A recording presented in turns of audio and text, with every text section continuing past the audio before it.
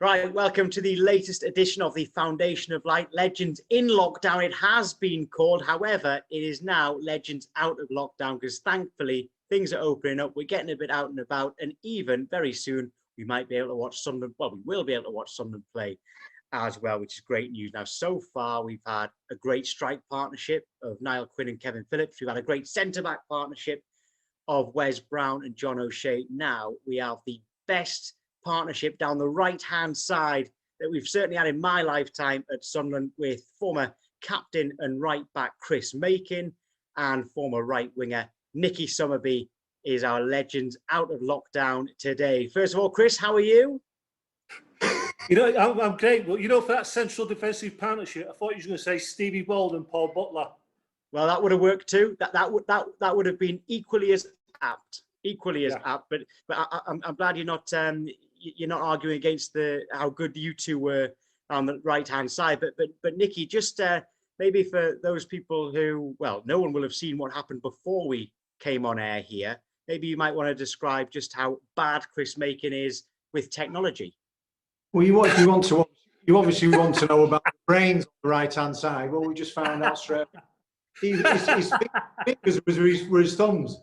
He didn't know what he was doing. He looked like an old man, by the way, pressing the wrong buttons. Hello, can you hear me? Anyone? Who there? What? Hey?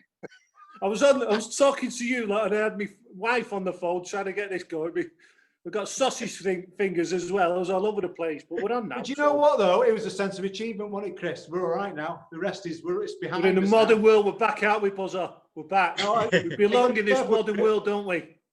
No, we've been out in the desert for 9 years now, out in Qatar. Now, obviously, Chris is... That's what we are now. We've changed a lot now. I mean, Chris, he's a pearl diver. Now, Chris, you've been out this morning, haven't you? Just got back, had my porridge oats, done it 80 metres this morning. 80 metres, so I'm not that brown. When you're 80 metres underwater all the time, you lose all your tan. Yeah, I've got a feeling this might be the longest Legends Out of Lockdown that we've done so far. The amount of stories that you two have got, even ones that we well off the football pitch at this stage. But you two are out in Doha. Are you both enjoying it? Love it. Yeah, absolutely. I'm the same as Chris. Well, we both came out together. Took a chance on it, really. You know, we got offered a job and we came out here, and it's from what people read, and it's totally different. It's a wonderful way of life, a fantastic 5-star way of life. Obviously, we're lucky enough to work on the preparations towards 2022, and it's not what people think it is. It's the more they have a go at it, the more me and Chris love it, because it's not that at all. It's a wonderful way of life. It's beaches, it's whatever you want to do, lovely restaurant. And it's fantastic, and we love it here, don't we? And we had a great time. We've converted to a local tribe, so we're Bedouins now, and Nick's got 3 wives, and he's having a great time. Wonderful. Chris has got he's got a couple of birds, but when I say birds, a couple of camels. Camels and kestrels might come in the background of Chris's shot. Right, okay. Let's talk about your time at Sunderland then, all right? We'll go in chronological order and talk about the start, because you both signed in 1997, both left in 2001. But Chris, you joined a couple of months earlier than Nicky. And I think it's probably fair to say, with good reason, you were a little bit reluctant, not to sign for Sunderland, but to leave where you were. Well, I was playing for Marseille. I just didn't want to leave Marseille. I loved it there. Absolutely loved my time on the field and off the field. It was a great lifestyle. Since Sunderland kept knocking on the door, Marseille wanted the money, had a bit of an argument and a standoff with the president, and I had to move in the end. But I had to make sure I was going to the right club. Sunderland had just been relegated, but I knew about the fan base. I wanted to play. When I played for Marseille, it was a big club, and I wanted to go to another big club. And I thought I got that with Sunderland, you know, with the fan base, and we were going to the new stadium, so that made it an interesting prospect as well. And I loved it. But swapped the Mediterranean for the North Sea. What's that hotel on the promenade called? There's an hotel there. I used to stay there. Probably Roker Hotel, wasn't it? The Roker Hotel there, yeah. That was nice when you opened the curtains in the morning to the. Hey, it's a view of the beach like you've got out there as well, all right? So, Tom, I'd just like to add that Buzzer joined on the coattails, so to speak, because I was there at the start when it was bad. By the way, I played at Reading away when we got beat 4-0. Norwich at home when we got beat 1-0, and the crowd were going mad. He just joined when it just started going in. Glory hunter. I was going to bring that up. The thing was, Nicky, I was going to be a lot more polite about it. I was going to say to Chris, was Nicky the missing piece of the jigsaw, because him coming in sparked a brilliant run. It was a great move. You know what? I'll be honest with you. I didn't see it coming, and when Nicky came in, Buzzer came in, I thought, how's he going to slot in here? But you got to say, fantastic bit of signing from Peter Reid. He obviously knew what Quinny and Kevin wanted. And by the way, how many goals did they score since Buzzer joined the club? Well, that was it. The ammunition with you on the right, Nicky, and to start with, it was Alan Johnson on the left, wasn't it? I know as time went on that the left winger would change a few times, but how did that feel to you? How long did it take, first of all, for you to settle in and get that partnership with Chris on the right, but also to understand exactly what Niall and Kevin wanted? Well, he came in and played with Darren Holloway. I was out injured, so when Buzzer came into the club, he linked up with Darren Holloway superbly, by the way, for most of the rest of that season, didn't you? The thing is, where it was different with me is I came when I first started breaking into the team. I was at Swindon Town with Glenn Hoddle, so we played as wing backs, and people when I went to City, they thought I was a natural wing back, when I wasn't a good defender. So you had to defend and obviously then be a winger as well. And you were defending at one point and then you were expected to cross balls the other end. When I went to Sunderland, they didn't want me to do any defending.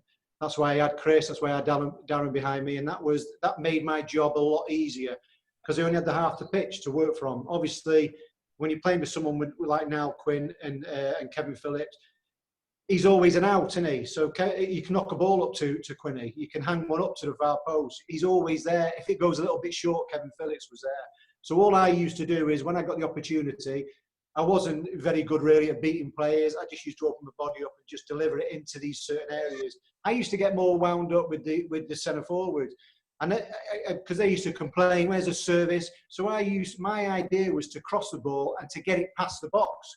So I could say, hey, come on, where are you lot? And it worked out. So when I got the ball, they just thought straight away it's coming in, and that's what it was.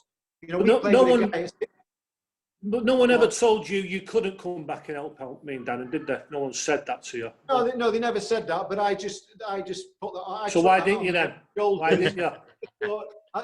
I just thought, Sodom, Chris can take these two coming on now. You know what? With the modern day football now, they have all these stats come up, kilometres running. I'd love to see his now. Oh my word! I've got 3 kilometres. Didn't need to. Yeah, but you know what though? Yes, he did. When he played against the good sides, he had 12 pounds. Can I just tell you, Chris was the best hod carrier I ever had. That's why you look at his face. His face is all cuts on it and all that, and it's where he's got to stick the boots in for the team. The thing, this season that we're talking about was a 97-98 season, and just for those that maybe can't remember the dates and stuff, this was the season we, of course, got to the playoff final and lost. The following season, you were there when we ran away with the championship, and then the next 2 seasons that you were there, we finished 7th and 7th. So this was all good times at Sunderland. But on that first season, Nicky, I know you were injured for a lot of it, Chris, but in that first season, things were going so well since you signed. Did you ever think there was any chance that with the spirit so good and the form so good that we wouldn't go up? No, all I knew is that it was a wonderful dressing room and it was everything. I mean, we look back at the club then and it was in so much of a good position. The youth teams were top of the league. The reserve teams were top of the league. The club was really, you could feel it. You went into the dressing room, the banter was fantastic. Even through Peter Reid, we used to go out. You know, it wasn't just a couple of us that went out. We all went out, and the team spirit was fantastic. So nothing surprised me at all. And obviously, I mean, everyone talks a lot about Quinny and Kevin Phillips, who are wonderful players. But you have to have other players what make that happen. You know, they're the heroes. They're the ones that put the ball in the net. They're the ones who are fantastic. But it's getting that gel. It's getting all that team what works together and fights for each other. And that's because of what we had in the dressing room. On and off the pitch, a lot off the pitch. We had fantastic banter. You walked into that dressing room in the morning, you got ripped apart, you had a new pair of trainers on, whatever. The banter was really good. And it didn't surprise me. because we all had each other's backs. It was that close, and it was, you know, it didn't surprise me at all. But talking about gelling and gel, didn't you used to use gel? I do even more now, Chris. I've just Look at that now. Can you get his head on the telly now? Can you get it on the screen, that head? Look at that. It's a beauty, isn't it? The day he used to have long hair at the back. And yeah, I love it. I used to stick on the side, ball ref and all that. You know, what are you talking about? I'm not like Micky Gray. But listen, I'm not like Micky Gray, one of them hair transplants.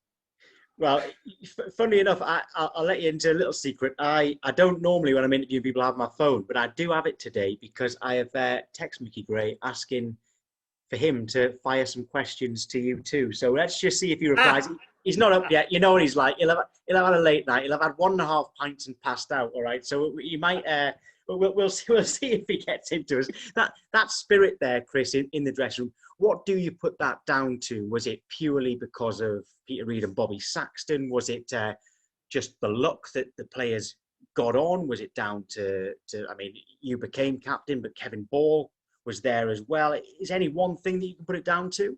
I won't put it down to one thing. I'll put it down to Peter Reid's signings. You know, he's not going to sign Nicky Summerbee if he doesn't know Nicky Summerbee's character, and the same with me. You've got to gel in the changing room, so you've all got to get on. But Peter Reid encouraged the atmosphere in the dressing room. Nicky just alluded to it, where we used to go out. We used to go out quite a lot in them days, but football was like that back in the early 90s. You know, it was more of a social scene as well. After you'd won a game, you go out on a Saturday night. So that helped create that atmosphere in the change room. But at the end of the day, you've got to win games, haven't you? It's no good having good players and good characters. You start winning games and the atmosphere does get better in the change rooms. And luckily, for the most part that we were there, me and Buzzer, we were winning games, so that helps a lot. I'll give you an idea here now. I mean, when you watch the thing on the Netflix of Sunderland Till I Die, that's a dressing room. There's a problem in the dressing room. You can see that straight away. You know, when Coleman comes in, when all this type of stuff, it's just not there. Those lads aren't really, you know, I know there's problems with the club, but it's the most fantastic watch all the is with it. And the dressing room's gone. You know, when it does go there, that's a difficult challenge for a manager to turn it around. But how would you get it nowadays, Buzz, without winning games? You know, they can't go out anymore. They can't go out drinking and doing these team bonding sessions, what we used to have. And unless you're winning games, how do you get a good atmosphere in the changing room? It's hard, isn't it? Very difficult. But compare that video there, the first one there, to what we were in our dressing room. It was just vibrant. It was having the fun. I know it's down to winning games, but you've got that in the dressing room. In other words, you've got characters. You've got lads there who are going to... That character comes out from the dressing room. It goes out on the pitch. Alex Ray. I mean, Bawley was superb. Bawley. I've never met a captain like Bawley. So organised, you know, and he was a vital part of the team. And you've got Alex, you've got Micky, Butts when he came, Baldy. All these players are, you know, it was brilliant. It was a pleasure to go into the dressing room. I used to feel sorry for Bawley. He was such a wonderful captain. Was so dedicated, and he had all those headaches to look after. He must have been. No wonder his hair fell out at the end as well. He'll have managed it. He'll have managed it. See, you went on through this season. The atmosphere was growing. You were winning games. And before we get to the playoff final, because I know, Chris, you came back for the playoff final, didn't you? You came on at half time, didn't you? But in the semi-final, that game against Sheffield United, Nicky, you were actually on the pitch, weren't you? That the atmosphere was incredible, probably in the top 5 atmospheres I've been in to a Sunderland game. What was that like to play in, and how much did that spur you on to eventually win and get through to Wembley? Well, I'll give you an idea. My dad was at the game when my mum and Graham Souness was sat next to him, and they both said, "Have you ever heard an atmosphere like that?" You know, and that's the beauty of when you do get it right at Sunderland. That is what the crowd can do. And we had many a team what came up. You're talking your Tottenhams, your sides from London, who just didn't fancy it. And once you get that atmosphere going, I mean, that was it with Sheffield United. We were obviously trailing, and we just came out, and we were too much for them. Not only as a team, but it was the crowd. You know, once they get on top of you, they drive you forward. And it was a special day. That's possibly one of that there with the Newcastle game when we won on the rainy night are the best games I was involved in. because it all went in our favour, you know, and to have those crowd behind you and you're playing well and you're full of confidence, there's nothing better than that. And it was they were special games for me. And I think all the players, you wouldn't be far wrong with the players we played against, wouldn't mention those 2 games. And Chris, were you behind the dugout in that game against Sheffield United in the second leg of the playoffs? No, I was injured. I played in the first leg at Bramall Lane, and I think it came off at half time. My shoulder went, so I missed the second leg. I probably wouldn't have played anyhow because Darren Holloway was the normal right back then. So I watched it from the stands. I watched the lads from the stands. So I remember that night. Though. Chris, did you play in any of these games? I scored a penalty at Wembley. I remember doing that, but the old Bendy! That is coming because I've got I can't remember anything else apart from that. It's strange, isn't it? I've got a feeling that when we talk about these penalties, quite a few of our younger viewers might be going onto YouTube just to check the difference between your 2 penalties, actually, all right? But we'll get to that in just a moment. What do you mean the difference? Well, they both went in, Chris. That's all I'm saying. Both in the back of the net. So that counts. They both went in. Yours barely made the back of the net, but you know we'll let people see that. Chris, did yours make the back of the onion bag? I told Sasha, I said that was nearly a world-class save. That you did really well, but hard luck. Well, we do get through to Wembley, and just can you tell us about the build-up to that? Because for some players that, I mean, haven't played a huge club like Marseille, Chris, and Manchester City with all their history. Nicky, I know, as you said, that they were on the wane at the time. What was that like for a lot of players who it was clearly the biggest game of their career at that point?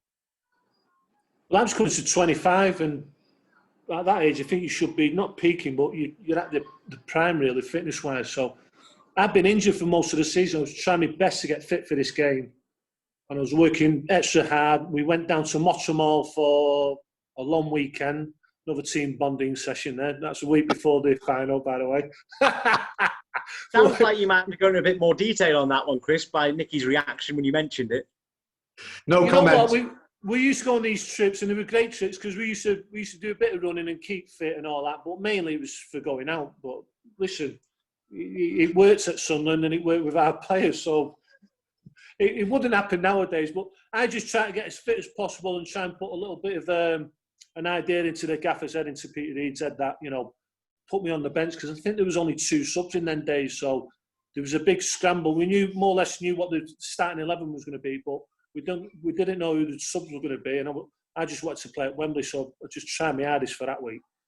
Yeah, but I used to like the team briefs when we used to have them in long legs in Manchester. Very important, very important. Yeah. Go on then, tell us more. No, don't start. Hey, we're not just teasing. I'm all right. Hey, I'm all right. My wife's at work. I hope his wife's not over there. Tell her where long legs is. All right. In that case, we will move on. We will leave that and get to the final. All right. First half was a little bit more cagey, and second half you came on at half time, didn't you, Chris? So your plan of getting that into the Peter Reid's mind that you were okay to go on the bench has worked because you got on. It was a bit. I don't know. It was a bit of a nightmare before the match. Me and Alex were named on the bench, but Richard Ord, he'd been there he'd been there since he was a kid. He was left out, and you normally think just they give it to Ord, one of the substitution places, but. You got to be selfish on them days, and he named me on the bench. And luckily enough for me, I got on at half time. I was determined to have an impact on the game, and I just loved it. Absolutely loved it. Even though what happened, we didn't defend well at all. I was just pleased to be part of it on the day. And then at the end, it goes to penalties, and I thought, you've got to take one here. It wasn't really planned. He didn't put the penalty takers down, so it was more a case of going around the squad. We was all sat down at the end of normal time, asking who wanted to take a penalty, and I put my hand. I just wanted a penalty, so it turned out in terms of performance-wise, it turned out okay for me, but not. Chris, talk about the penalty. Don't swerve away from the pengy. Well, I was just coming to that. You know, the Green Mile. It's like the Green Mile. You know, when they take that prisoner out and they walk him along the Green Mile, and it's the longest walk ever.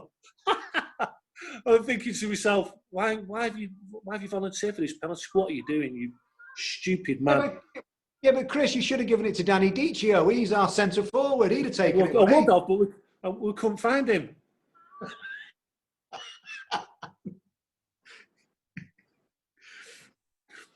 I can't hear you, Tom. Go again. Can't hear you. I can't hear Tom. Can you hear me, Buzz?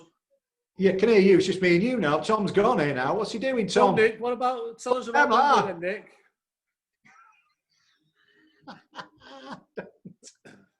Come on, Tom, get with the technology.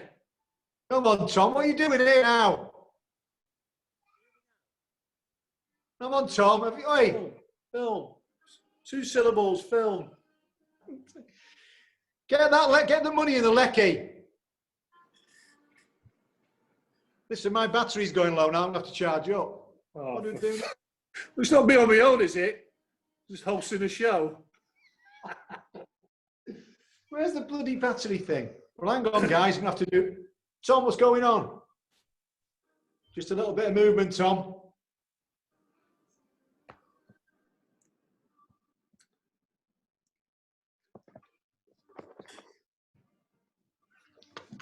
Hang on, wait there, Chris. What are you doing now? I've got to plug my thing in. It's a live show. I'm just going to get a brew. Like that, what? Come on, Tom. Right, we're back in now. Just you need to put your volume up, Tom. Yeah, sorry about that. It's still not working, is it? The volume needs to go up. Yeah, just a little I bit. don't know what happened there. Can you hear me now? Yeah. Okay, sorry. Right, sorry about that. We got to. You're asking. Well, Danny Dicio didn't want to take the penalty. Is that right? Yes. Sorry. Correct. That's the most important fact we got out of that. Man. Okay. Right. I apologise. I've got no idea what happened on my computer. Right, but talk us through your penalty then, Chris, because that's what we want to get to. Oh, hang on. I'll listen to this one. Go on, Chris. Away you go. Well, he was Sassi. He's quite a big lad, so I thought I'd just give it the old eyes, the old mince pies. You know what? Look one way, whip it the other. So I whipped it, and as I whipped it, I can see him moving over. I thought, oh no, he's got it. His hands wasn't strong. He wasn't strong enough, was he? Needed more time in the gym, didn't he? Couldn't stop the power. What did he do? Did it spin in? Did he put some swells on it? Just too much power on it. Was too much power. For those who we're too young to remember it or can't remember, they will be looking that penalty up right now as we speak. All right. Yeah, I'm down to, by the way, I've just plugged my thing in there. I'm down to 7%. Is it plugged in? Have you plugged it in? Yeah, it doesn't seem to be doing anything. Have I paid? It is what I mean, Tom. It's preparation. He was like this before the game. You see? Hang on, wait there, Tom. Hanging about. It started so well. You both had a pop at me at the start. I'm the only one doing it right here. Yeah, you're right. I take everything back. Kid's been playing with them plugs. Sorry. Right, go on. Right, so Chris's penalty went in, but before that, Nicky, you must have thought you'd won it and won promotion because you put us 4-3 up in some 99th minute or something in extra time. Yeah, I wasn't in the game really a lot at all. Didn't get the impact what I thought I should have. But I ended up coming inside instead of staying on the right wing, as you know, I firmly stayed there. I ended up coming inside, and it just fell for me. And I just hit it good, and I thought, well, maybe I've got a chance here now of obviously could get the winner, but it wasn't to be. But the whole scenario with it, we went in there, and we were a better team in the league. And we went in there, and we relaxed a little bit. We thought we just had to turn up, and that's why in the first half we didn't turn up at all. And all of a sudden they had the momentum, and we were thinking, hang on a minute, this is going horribly wrong now. And that's why they made the changes, and we managed to get a grip of it. It was a strange game that, but we only had ourselves to blame because we thought we just got to turn up, and it's not the case of that because they lifted their game, and it was more of an emotional thing. We just couldn't get back into it, and eventually when we did, it just wasn't to be, and that was down to ourselves, that by just being maybe a little bit too cocky. And you did score a penalty, Nicky. Absolutely, almost burst the net with your penalty. What? Thank you. I like that. Hey, Chris, this is 5% I'm on. I'm just going to start now. It's going to go off. Do you know what I thought with that? I mean, I did. I thought I couldn't go up and place it and get the keeper to save it. I thought, well, I may as well give myself a chance and just blast it. If I can hit the target and he saves it, I'll be all right with that. And I just caught it sweet. That was it. You didn't mean the top corner then? Well, round You just about that. admitted it. You just admitted it then. You didn't mean the top corner. You just blasted it. Hope for the best. No, because of it, it's so low and thing, it started to rise, hasn't it? And that's when the old little bottle went. And all of a sudden, then when it's gone in, you thought, start giving it the old walk then, can't you? Actually, you know what? That has suddenly triggered a memory, Nicky, talking about bursting the net. And I might be completely wrong here and look stupid. Were you on record breakers for how hard you can kick the ball? It was a long time ago, that. But you were, weren't you? You and David. You and David. Get my head down for a minute. Yeah, hey, they were going around all the football clubs with the old. You should tell everyone about the record breakers and going on it and all that. Now, he was a good crosser of the ball, but his shooting was terrible. So he used to burst through and he used to drag it in. And he was going right and left. And he used to go, I thought he had the hardest shot. Football's no point having the hardest shot in football if it's not on target. You can hear all the crowd going, oh, Mike. Oh, Mike. No, it's one of them. I was expecting when I was shooting, it would be like that Johnny Metog. But it never was when as soon as it got you foot, it was nothing ever like it, was it, from Forest? It wasn't, yeah. So, yeah, no, they used to go around. Remember the match and shoot magazines, what they used to have? Yeah. And they had it like, it was a speed, like what they did with the cars, and you used to have to smash the ball into the net. Anyway, got a long story short, ended up going on the old record breakers with, what's his name? The fellow. David Burrows. David Burrows. Yeah, but no, the guy, Roy Castle, was on it. Oh, Roy sorry. Castle.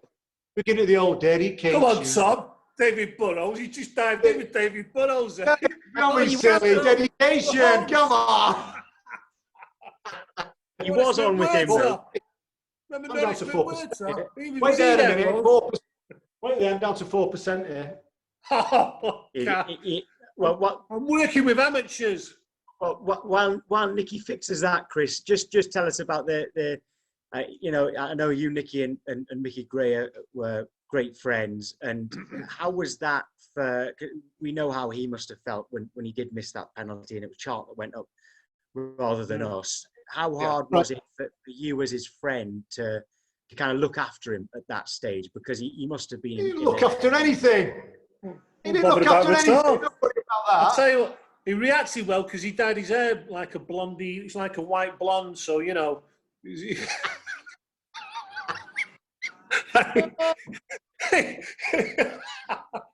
know, just to get your head down and hide a bit. You know, go away and work hard on your game. And he got his hair dyed blonde, white. So the hair dye brought the best out of him in the next season. Did, yes. Anyway, and all of you. We know about Niall Quinn's speech in the dressing room afterwards, and it worked because the next season we absolutely stormed the league. What was different was everything just slightly better in terms of the players, even better atmosphere? Or was it just the fact that having had a not so great start the season before, you put that right straight away this time? It was another good signing by Peter Reid. He brought Paul Butler in and he developed this understanding with Andy Melville and Tommy Sorensen, and the amount of clean sheets we kept was so important because it gives the attacking players like Lee Clark, Buzzard, Alan Johnson and Quinny and Kev just the freedom really to go forward. But we had a really strong defence, and Kevin Ball just the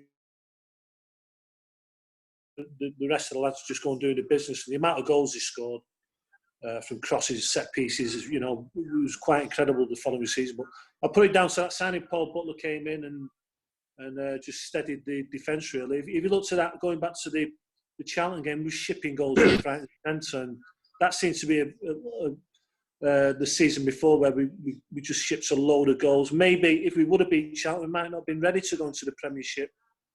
The following season, it just made us more stronger.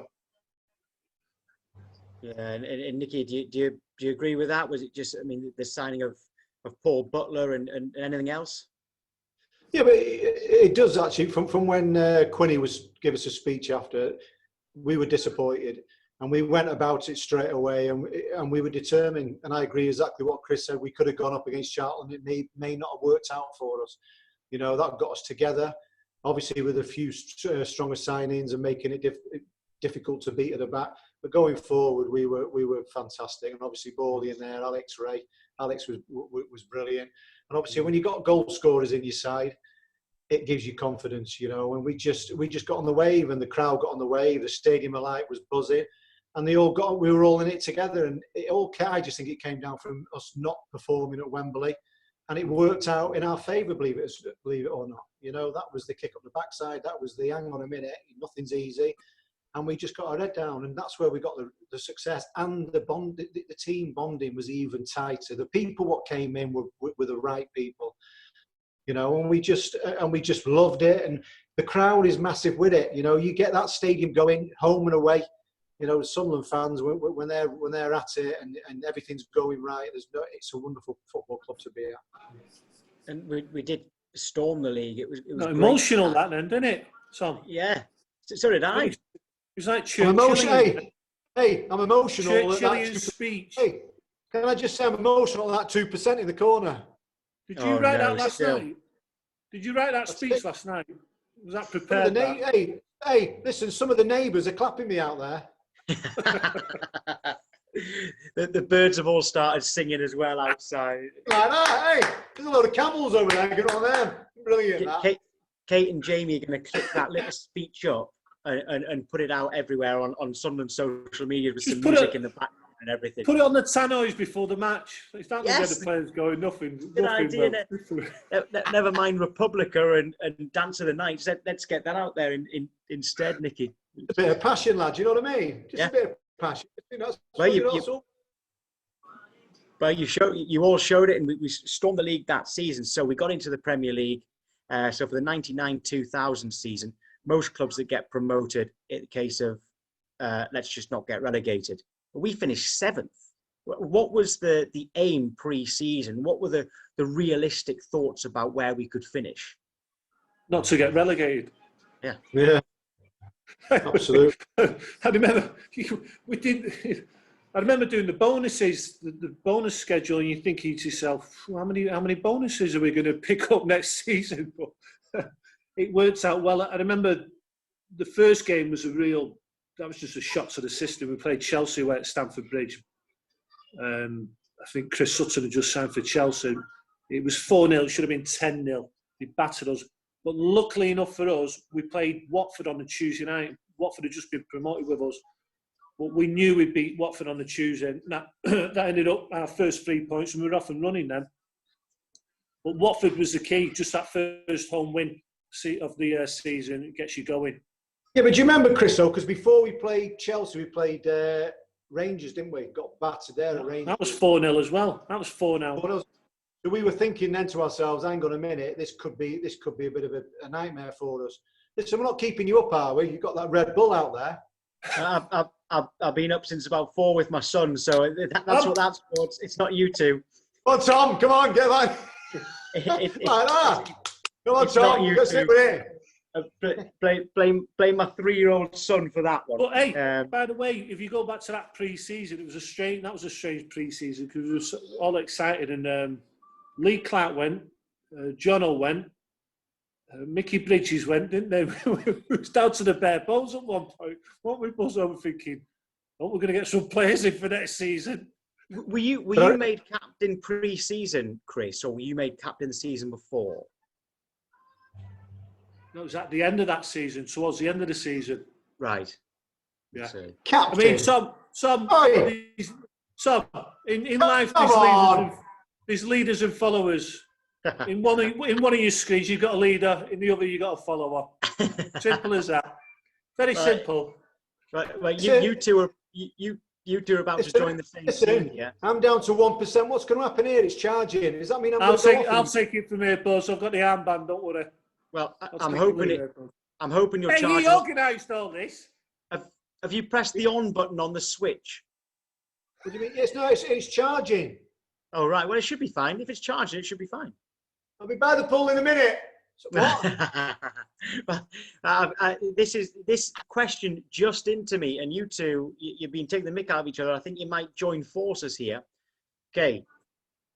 Micky Gray, First of all, the question is a bit harsh. Ask them where their hair went. All right, I'm not going to do that. All right, because he's the one with the hair transplant. However, what I will say is, he says me, so Micky, and Alan Johnson had competitions with them every season for goals and assists.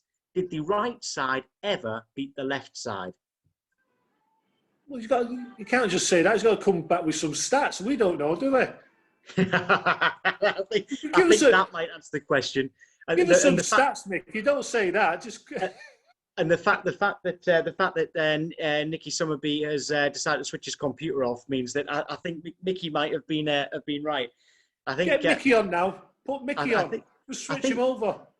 I honestly think that he doesn't know how to work the charger on his laptop, because I think that is actually his battery going. So I'll tell you what we're going to do, Chris. We're going to carry on just me and you for a little while he recharges it for 10 minutes or so. Well, Tom, just going back to Micky there, he was right. We used to have a little bit of competition, but we had that all over the pitch as well. But I think on the left-hand side, they were more, what's the word, creative, flamboyant. You had Micky, who was an overlapping fullback. Alan Johnson, who used to do tricks and could come inside and link up with Micky.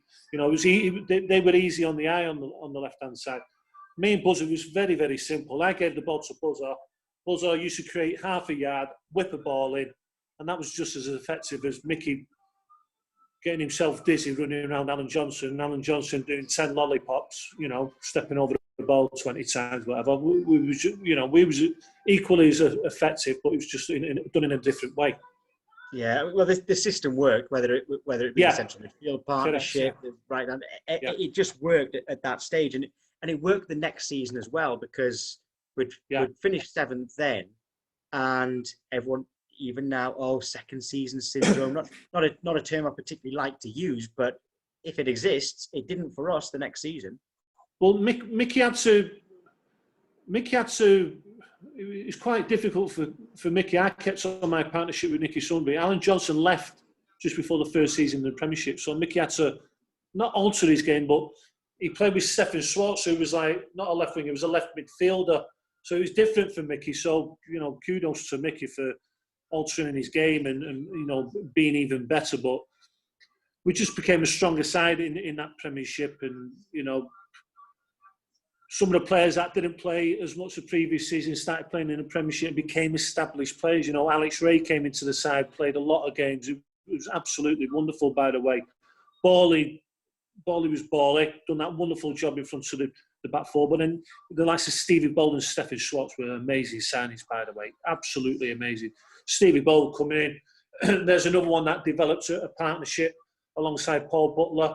And Stefan Schwartz just give you the technical ability in midfield to pick out a pass, and he was a good tackler as well, and his positional sense was superb. So the first season back in the Premiership, we became a very strong Premiership outfit. And that first season of finishing 7th, just missing out on Europe, might not have hurt too much, because it did. Oh, did it? I was thinking the second season might have hurt even more, because that was twice you'd got so close to Europe. Yeah, but the first season, Tom, I don't know if you remember, I think we missed out by a point, and over the Christmas period, I don't think we won for over 10 games or something like that, something ridiculous. We had a bad spell over Christmas and we missed out by a point. I think Aston Villa just pips us to that European slot. Now imagine, that's always, they say you don't have regrets in life on football. I have a regret. I just wish we would have played European football with Sunderland. No, my word, that would have been the icing on the cake. That you know what? We deserved it. For the club at the time, the players, the management, the fans, the stadium, that club should have played in Europe. I know from a player's point of view, it's obvious you'd be devastated to miss out on playing in Europe. But from a fact, can you imagine the Sunderland fans going around Europe supporting you? It would have been something else. Imagine that. They would have taken over. We used to play away games. We used to take over. It was such a great time to play football in front of the Sunderland fans, And I always go back to the best football in my life was playing for Sunderland at that particular time. It was like, obviously we did get beat. We were playing against, some of the top teams in Europe at the time, Manchester United, Arsenal, Chelsea, Liverpool. we used to go into the games not, thinking we weren't going to get beat. We were so confident and strong at the time. But before we get to sort of the end of your time at Sunderland and Nicky as well, if we get him back, we've got to talk about the derbies, because the derby record for you and Nicky was both very good. What was it? Something I always like asking any Sunderland player who isn't actually from the northeast is, what was it like for you the first time we a derby you played in, the build up to it? Did you understand just how big it was? And when did you realise how big it was? No, we knew. We'd been at the club for 2 or 3 years by then, anyhow, and it was all, the club was full of local lads. Anyhow, we know about derbies, me and Buzz. We're from Manchester, so we get the derbies. We understand what it's all about. It's just a different set of fans, different atmosphere. But we know what a derby means, and you have to win the derby, or at least not get beat. And for some reason, and I don't know why, maybe it was the team spirit that got us over the line, but we did well in the derbies. And if you go back to if you look at the derbies, Newcastle always played well in the first half. They always used to take the lead and play well in the first half. And I don't know whether it was our fitness levels or just never say die attitude, but we were so strong in the second half against Newcastle in derby matches that we just overpowered them. I would put that down to team spirit, having the likes of Kevin Ball on the pitch and Stevie Ball, players like that know how to get over the line and drag it over. But it was certainly a pleasure. And then it was weird. It's like, we were beating Middlesbrough and Newcastle, who paid a lot more money for their players. If you look to the total cost of the squads, they well outpaid Sunderland in terms of wages and transfer fees. But we used to beat them on a regular basis, which was fantastic. Shambles. Nicky. Absolute shambles. I tell you what, we don't need you anymore. It was that good. He's back in the game! We don't need you anymore. It was so good. We don't need you. That's it. I know, he's back. You know what? He'd had 40% on this, and all of a sudden, I don't know what's happened, but I've moved to the old bedroom now, and things seems to be okay. I've still got 2%, but it's charging, so let's crack on. Has he bored you, by the way, Chris? Has he said anything of any interest? No, he's been absolutely. Chris, you can just see that tuft there, look. Like a little divot. No, don't. Leave it. Too heavy-handed with it. It'll come off in your hands. Don't. Just leave it. Turn that aircon off. Right. Listen, I'll have to get Micky Gray his hair transplant. Let's talk about 2 things with Micky, because you went past the penalty very, very quickly. Yeah? I'm talking about the live hair transplant on YouTube. I think he's had a bit of stick for that one, hasn't he? But hey, he's got a cracking full head of hair. You can't knock him for it. You know what? Can I just say something, Tom? Right? Yeah. When Micky went for that hair transplant, we lived together, me and him, in Bramhall, and he told me what he was going to do, but he left early that morning to go to the place in Manchester. And later on in the afternoon, someone was knocking on the door, and I thought it was Barry Gibb. Wouldn't let him in the house. Let's not. And where is it? The thing here now. I've got it here. Completely different. He was a new man. Yeah, but let's not forget. I mean, you look at him now. He's got lovely teeth. He's got everything, hasn't he? All lovely hair and all that lot. Let's never forget that.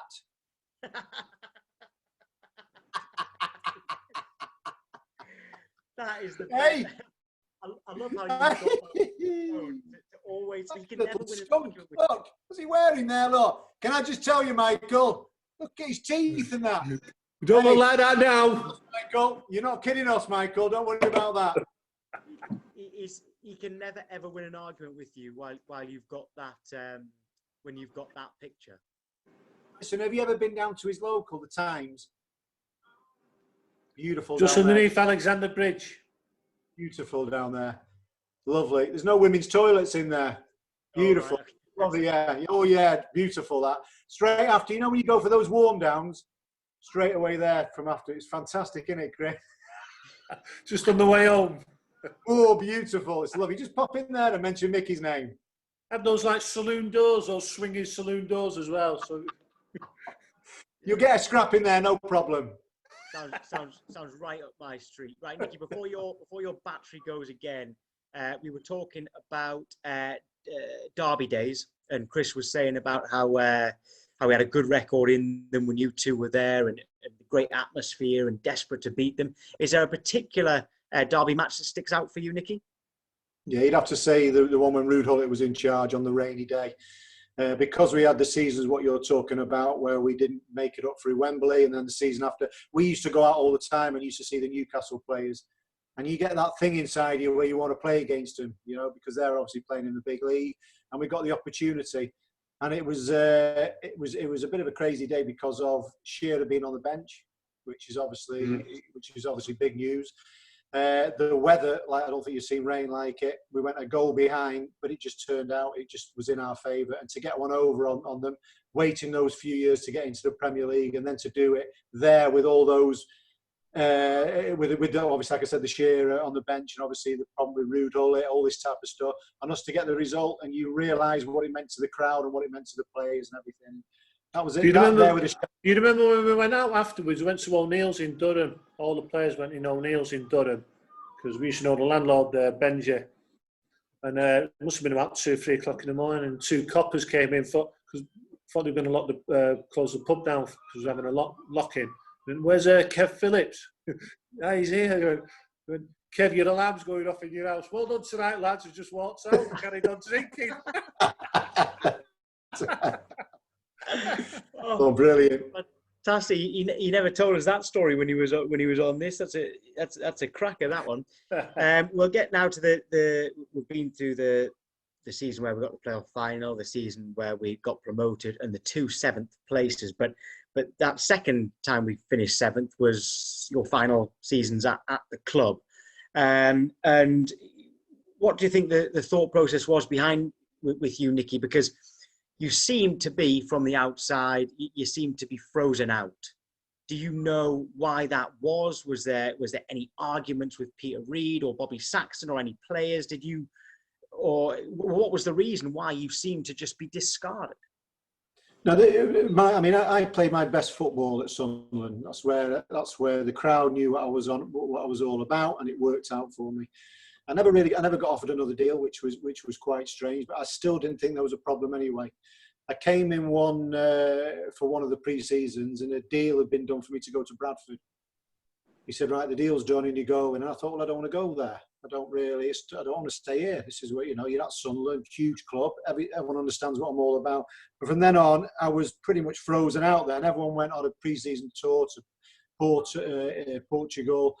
And I was playing like the local teams with the reserves and all that. And okay, you spat me dummy out a bit because I wasn't with the players. They all came back, and they were playing Arsenal on the first game of the season. And I hadn't done a pre-season, hadn't really played. If I did play, I was just walking around. And Peter Reid said, right, you're playing at the weekend. And it wasn't a case of, he put it down as I'd said no to the football club, which I don't understand why I would do that. But for fitness levels, if they didn't get rid of me after, they'd have got rid of me after that game because I was all over the place. And to go into a big game against Arsenal, I just said I'm not in any shape at all. And it was all blown up that I'd said no to Sunderland. And from then on, I was just nothing to do with it at all. So from having fantastic highs of playing football and going and feeling so confident going into all these top grounds in the Premier League, to being a disaster, to being totally frozen out, and then what they did then, what really hurt me, they played like Micky Gray at right wing and all these other players. Kevin Kilbane came in, no disrespect to Kevin, but wasn't as good as me at the time then. Micky played well that game, though. Sorry? Micky played well that game. What, cutting inside all the time? Hey, cutting inside for a shot on his left foot. But either way, it's just a disaster, and it went against. What was the one at Old Trafford? That was it. They played Micky out. There's the right winger there! There's the right winger there! There it is! There's old Micky! That's it! Did you play right wing at Old Trafford instead of him? Yeah. You had a great game, didn't you? Yeah, amazing game. You remember? You had a great game. It was an incredible game. He put 10 crosses in. He put 10 crosses in. He was tracking back. He was working hard. Hey, Mick, you're looking well though, Mick. Is that a spider on the roof? Mickey, these two have been absolutely ripping you to shreds. Oh, what's he doing? What's he doing? He's it back! Yeah! Something you two can't do anymore. The next step, he's going to dye it blonde. He's going to go blonde again. He's look wonderful. Oh, don't worry about that makeup. Get rid of a little bit of grey round the side. Now, Mickey, listen, now everyone's here now. Stop taking over all the time. Yeah, I'm going to have to. Say. Mickey, I want you to be honest with us now. Listen, Sorry, Mick. I want you to tell people. I've been on this chat for the last half an hour, believe it or not, listening to your crap. Just no one wants to hear what you've got to say.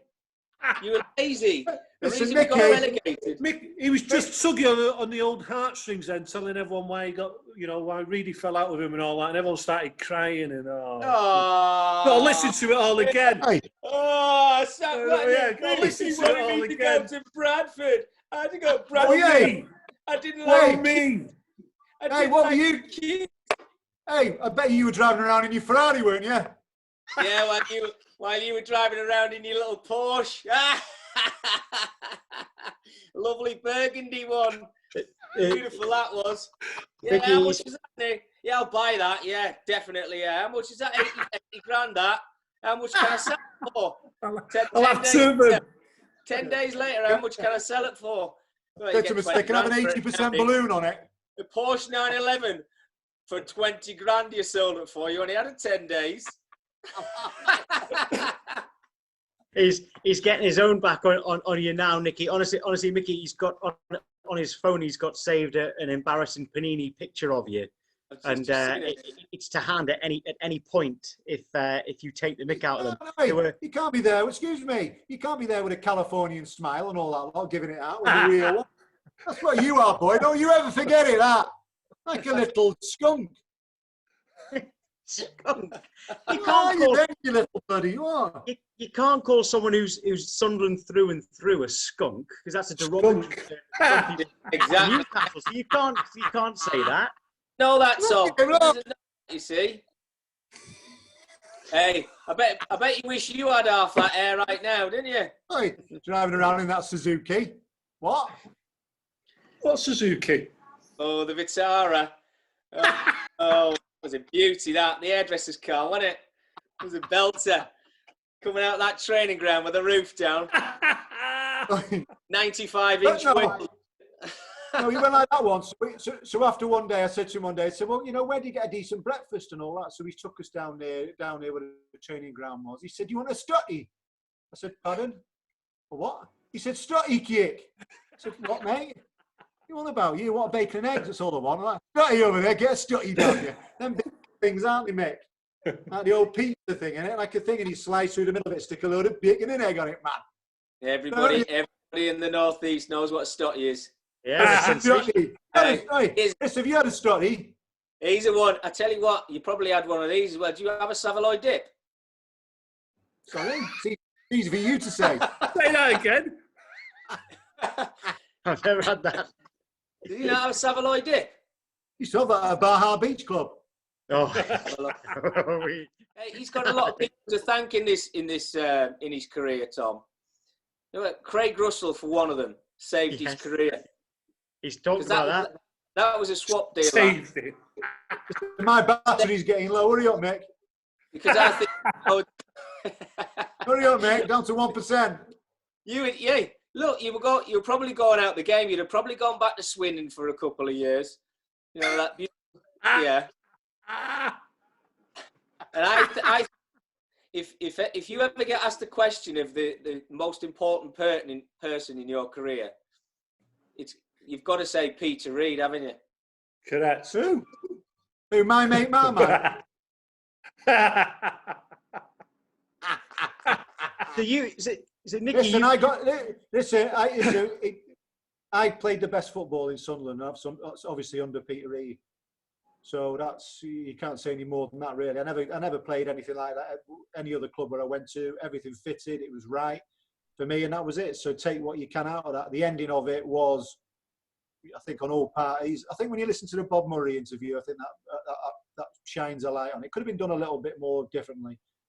Peter, Other ones there. You know what? Do you know what? Peter, I don't want to go to Bradford. I don't like the kit. I'm not going. I don't like... Peter, please let me stay. So then all of a sudden, I'm at home, and all of a sudden, I'm thinking it couldn't get any worse here. He's leading Sunderland out, Micky Gray, with a captain's out. Oh, yeah. It's one of them. I went, oh, yeah, their game's gone. Game's gone. For England. Hey, he used to go out. Play for England. Couldn't believe it. I was even worse, Chris. And I nearly threw myself off the side of the thing. But anyway, we can't win a World Cup. Hey, Buzzer. Do you know what he used to do? I mean, we talk about before, Bally. What a great... Put your face on the screen properly, will you? But I know you can't get it on. Your nose is massive. Just try and Can't get get that head on the screen. Can't get it on the screen. Look. So you've got bored. No. Sorry, I can't get my nose in. Hang on a minute.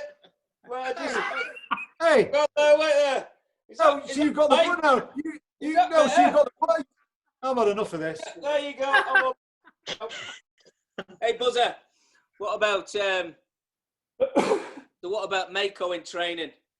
Like every single day, you know, like he's the most aggressive man you've ever seen in your life. No, he was. Wait a minute. He's super aggressive. We played with Kevin Ball and Alex Reid. He said, "I'm more." Yeah, you were. I remember one game. We played a game at Bradford. I think we played. No, it wasn't Bradford. Keep mentioning Bradford, don't we? We were playing them at home. Don't say the B word, mate. Right back, and we used to. Don't say the B word. You remember those crossfield passes we used to do? Hey, you didn't. You couldn't reach. No, I didn't pass to Mako once. Oh no! And the chance was to switch the play. He ran across from right back to left back just to have a go at me. I think that was the week before he was captain. Pass the ball then. Just pass it. Yeah, but what he used to do with me is give me the ball every game when he used to have that shot. And I used to run on the outside, and I think, well, slide me in, and he used to open his body up and have that 40-yard shot, didn't he? What, the 40-yarder? Yeah.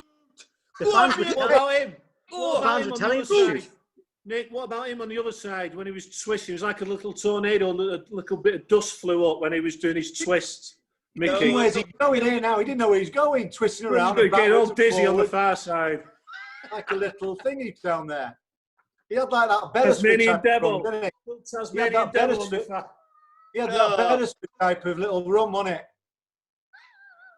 Look, tell you what, people watching this get a great insight into your three's relationship, and they've just been, Micky. These two have just been talking about how good the team spirit was. If you three getting to each other's throats, I can't believe it was so good. Tom, we used to go in the dressing room in the morning, and you didn't dare come in last because everybody used to run in. Everybody used to run in with your gear on, and whatever you wore, even if you looked smart, you just got absolutely slated. So it was in the dressing room, get your gear off, put your kit on, and then sit and wait. And every single day, it was either Alex Ray or Niall Quinn would come through that door about 10:15, and you've never heard anything like it. And I'm talking the young lads from 18, 19, the middle-aged lads, and then there was then Buzzer. And he used to just get absolutely slaughtered. Can you remember that day when Alex Ray, or was it Quinn, he come in with a pair of 3/4 length trousers on with aeroplanes on? Oh, I've never seen anything like it. They were like, what was that car he bought that time? What was that car? It looked like a hearse. Oh, it's like a Daimler thing, wasn't it? It was like a Daimler, wasn't it? He used to wear all them big American boots, didn't he? The cowboy boots and all that lot. And then you used to have Chris in his feeler tracksuit, didn't you? Shell suit, fully shelled up. Yeah. Yeah, but there were three, weren't there? Wishing. There was three though, weren't there? Yeah. Hey, that's back in now, feeler as well. Never went Should out. have kept them, Mako. Never went out. Tom, you've gone off, Tom. Come on, Tom. Tom, he's done it again. Oh, come on, Tom. He's not gone off, has he? Tom. Oh, where have you gone? It again, Tom. Oh, he's doing it again. I boy. can't believe this. What's going on? Has he? Don't get this at Oh, Outcast. come on, Tom. Professionals we've got here. We don't work under conditions like this normally. Micky, you've just gone up to the top right. It's just took your place again. Left. It's just took your place again. Come on, Hey, Tom. Tom's playing the left back there now. Come on, Tom. Where are you? Tom, we can't deal with people like this. How much are we getting paid for this? Sky Sports is You paid for us. for Tom. Watch my lips. Invoice. Can you hear me now? Have you got me? Oh! Yes. Hey, Tommy! He's back. Did you Right, hear tell you all what. that, Tom? Right, I'll tell you what we'll do. Right, have you got me? Yeah. Right, tell you what we'll do. This is this has been the most lacking in structure interview I've ever done, but one of my favourites. I've got to say, I've loved this. All right, but we will wrap it up. I'll go through all three of you. Micky, I'll probably come to you last on this one because it's probably going to be the most passionate from you. But in terms of where the club is now, Yeah, You ain't Tom. got any passion. no. Well. This is in terms of where the club is now. All right, Chris, as a former captain, how much does it hurt you to see where we are now? It's very strange, isn't it? I mean, I love that. What's the programme out at the moment? Sunderland till I die. Oh, I love it. It's car crash TV, but I can't stop watching it. It's hard to see for the fans as well. Nicky, as an ex-player, how do you see it? The documentary is fantastic because you get to see how the club's got in an awful situation. It's massively in debt in it. And I think you've got to be honest. I think you've got to tell the fans and you've got to say to try and stick together and hopefully turn it around and get the right players in, you know, and eventually it sorts itself out. But it's a difficult. I thought the documentary was amazing. You know, I'd like to chat to a few of the managers when it first started, when they were in the Premier League. Coleman, he'd like to, because I'd imagine he went into a club which was really all over the place. There's a lot more deep than what people think. For the last 7 or 8 years, I don't think our club has had a direction. It needs a direction. It needs somebody to walk into the football club who has actually got it at heart, who knows what the Sunderland supporters want, who knows what direction the club needs to go in. They need to be patient with it. They've got to find out the figures. Once they've got the figures in front of them, then they've got to say to themselves, look, we want this. We want to walk through the door. We want to put this club right. We want to get it back to where it deserves to be, which is in the Premier League. But that's going to take time. Don't take this lightly. And I mentioned it before there. Leeds United, bigger club and have been more successful than Sunderland over the years. 16 years it's taken them to get back to the Premier League. You look at their fan base. Sunderland's fan base is just as big as Leeds United. Sunderland can be as big as Leeds United, and they can get back to the Premier League. We might actually have to wait 16 years. God forbid that we have to. But if you don't do it right from foundations up, then you've got absolutely no chance. And that's why Sunderland find themselves where they are right now. Well, we hope we can do it quicker than 16 years, but I think it's well said, Micky. Yeah. Well done. Hey, Micky, what you missed was when Nicky was doing an impassioned speech earlier. I was saying that He can't impassionate speech. No, he did. He did, didn't he, Chris? He did. The only thing without there. The only thing there with Micky, he struggled finishing it off then, didn't he? You noticed that as well, Chris. He can't finish, can he? It's got to be. He was looking for that. He's not got it, mate. You've got to finish it on a bit of a, you know, it wasn't good enough. Go on, That's why my assists were better than my goals. Well, no, Micky, you finished one off at St James's Park. Let's not forget that. You scored at St James's Park before their time. All right. Hang on, Tom. Tom, can I ask you a quick question to finish off with you now? Just be honest with us now. Listen, who did you prefer, Micky, Gray and Jono, or me and Chris? Now that's your lot then, and you finished. What were you going to say to me, Tom? I'm asking you. Tom, one more question. I'm asking you, Mick. Nothing to do with you. The interview from Nick, the passionate interview. This could be crucial, Tom, because we might never do an interview for you again. Tom, come on, Tom. I'm going to keep you all happy. Micky scored with his right foot at St James's Park, so that was brilliant. Now you're asking about a partnership, not one person. So as a partnership, I'll go Makin and Summerbee over Gray and John Oak because Tom. Go, Tom.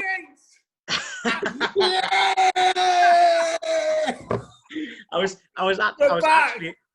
was actually about to say that I like this partnership with Julio Arca better, but he's gone now, so he's going to miss it. Right, we're not bothered about him. Legends out of lockdown. We weren't bothered about him when he missed the penalty. We're not bothered about him now. Don't worry about that. Yes. Oh, he's back! He's back! Here, Micky! That's how you doing. Micky, You can stick that PFA team. We don't need it. We don't need it. Me screen went off for a couple of seconds there. Sorry, lads. I bet he did. PFA Team of the Year. Yeah, I was in that. Yeah, done that off. I've just. Anyway, Tom. Tom, thanks. Cheers, Tom. I've praised your partnership with Julio Arca more, Michael. All right. That's Julio Arca now. Praised it. Alan Johnson. I'm just balancing things up nicely. Right. Okay. Legends out of lockdown. This has been, I tell you now, the most chaotic interview I've ever done in my life, right? But I have really, really enjoyed it. And when people are watching this, they are going to love it too. Great insight. Chris and Nicky, thank you so much for agreeing to come on. And Micky, last minute joining it, absolutely made it even better. Fantastic. Thank you so much to all three of you. I've just got to mention before I say goodbye, and you all get to say goodbye, there'll be a Just Giving link at the bottom of the YouTube page. Make sure you click on that and donate, because everyone should donate at least £1 just for that great shot of Micky Gray that Nicky keeps showing us. But the Foundation of Light does so many great things for people of all ages in the area, from birth all the way up to people in the 80s and 90s. So please give what you can, because it's such an incredible foundation. It's one of the best around. So please click that Just Giving page. But Chris, Nicky, Micky, thank you so much for joining us. Cheers, Tom. Cheers, Tom. Sorry about my friend. Cheers. Thank you, Tom. So we're just about to send Nick back to Sunrise, so it's fine now. He's there now. Thank you for coming, Mick. You really made the show better. Cheers, Nick. I see how you kept your forehead on above the screen throughout the whole of that interview. Now there it is. Oh, look at that little bit of turf. Oh my goodness. Oh.